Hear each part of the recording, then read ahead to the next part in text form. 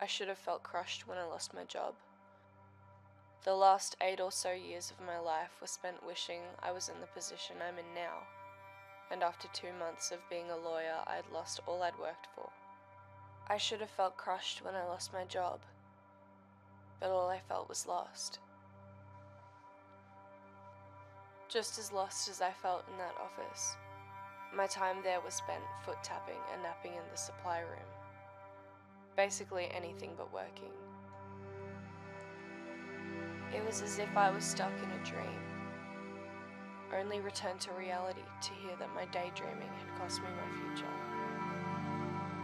All that drive and motivation that pulled me through the countless sleepless nights and setbacks had disappeared without a trace. I'm not even sure what attracted me to becoming a lawyer in the first place.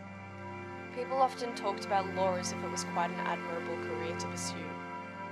Recently I'd been questioning why it was so highly valued. I must have had a good reason to dedicate my life to it. I guess I wanted to help people. The soap operas I obsessed over as a child had molded my perception of lawyers into guardian angels for the forlorn and forgotten. However, it didn't take me long to realize that instead of searching for justice, I'd be fighting with a bias. A bias that was sold to the highest bidder. Maybe I was just in it for the money all along, hiding my self-seeking urges under a mask of noble philanthropy. But what did I need all this money for?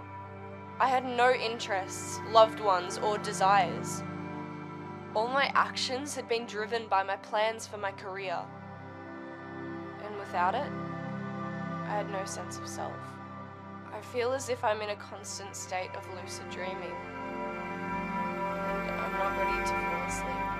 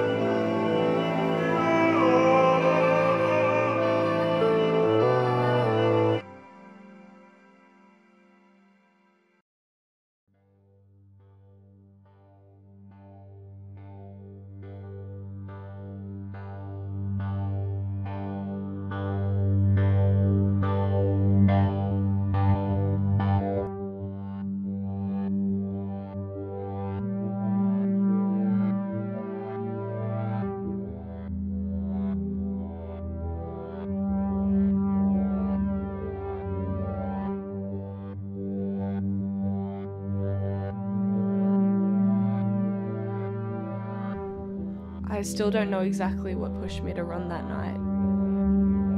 All I knew was that I couldn't spend another night trapped in that house. At 2 a.m, the suburbs feel like a ghost town. Lonely roads left abandoned, aside from the occasional taxi or ambulance. At first this was unnerving. However, once I reached the highway and began to pick up speed, the isolation became freeing. For once in my life, I was making a decision for myself, by myself. The freedom was so intoxicating that I quickly lost track of time. I only considered turning back when the sun rose. As it began, I stopped my car and simply watched. I was surrounded by more nature than I'd ever seen before in my life. Through the whole sunrise, not a single thought entered my mind. However, once it had finished, my decision was made. I wandered into the alluring forest.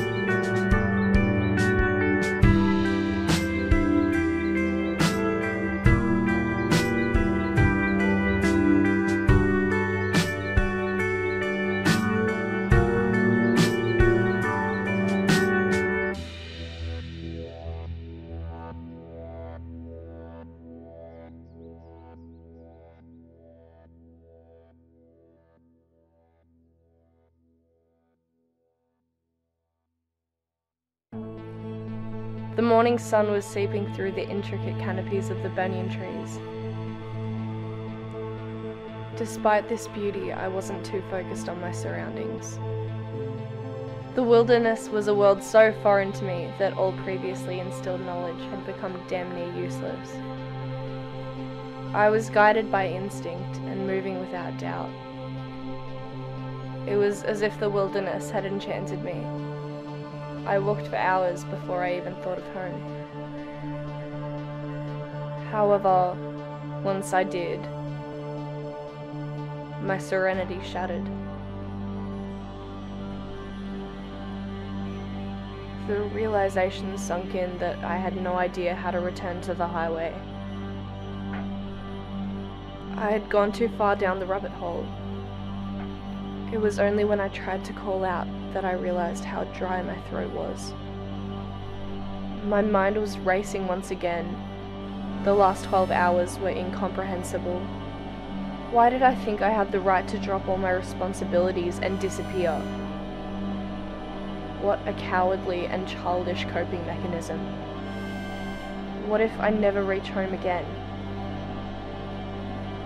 I should have told someone I was leaving while I still had reception. There was one thought I could never remove from my mind's eye. If I fail to escape these forsaken woods, my parents will never know what happened to me.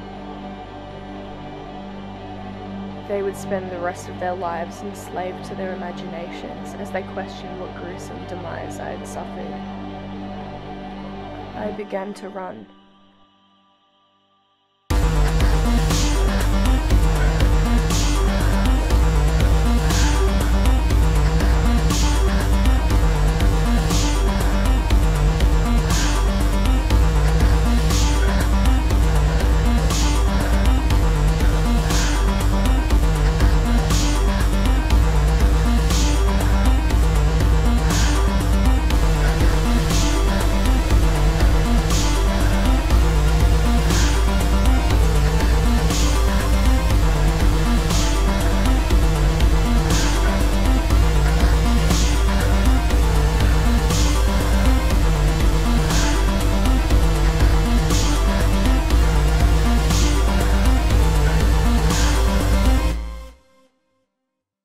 I can't quite remember how long I spent running.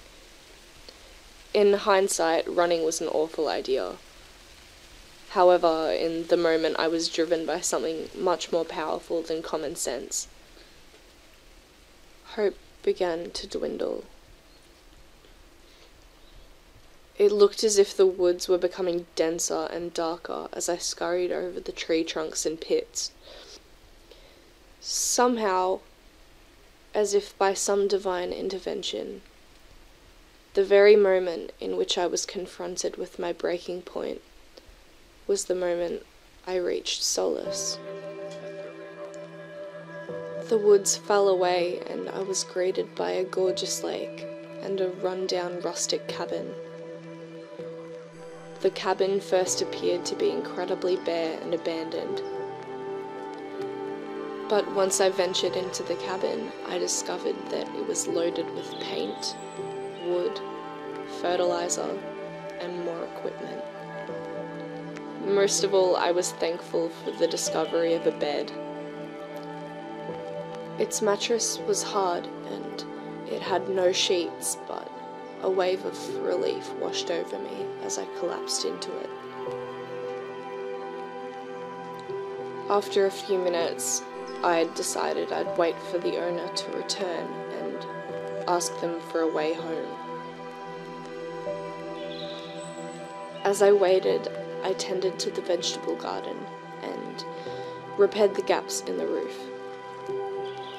After a few days, it became clear that this cabin was well and truly abandoned. I was still somewhat scarred from my last experience in the woods, so I decided I'd rest for a few more nights before attempting to head home. Slowly but surely, over time my cabin began to feel more and more like home, while my house became a distant memory. My trip back home was delayed time and time again. I felt whole by this lake. In the early days, I'd experienced periods of guilt.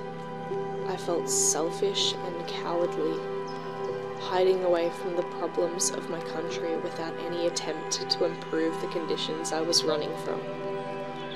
And as my motivation and energy grew, I realized that I could not condemn myself for my actions. I was searching for my essence. It is this essence that fills one's life with meaning. What is the point in fighting when you have nothing to fight for? Eventually, I lost track of time. The cabin is in much better shape these days. Most notably, I gave it a new coat of paint and captured some chickens for my recently built pen. I still consider returning to civilization. I haven't quite decided if I will yet. However, there is one thing I am certain of. If I ever do return, I will be prepared.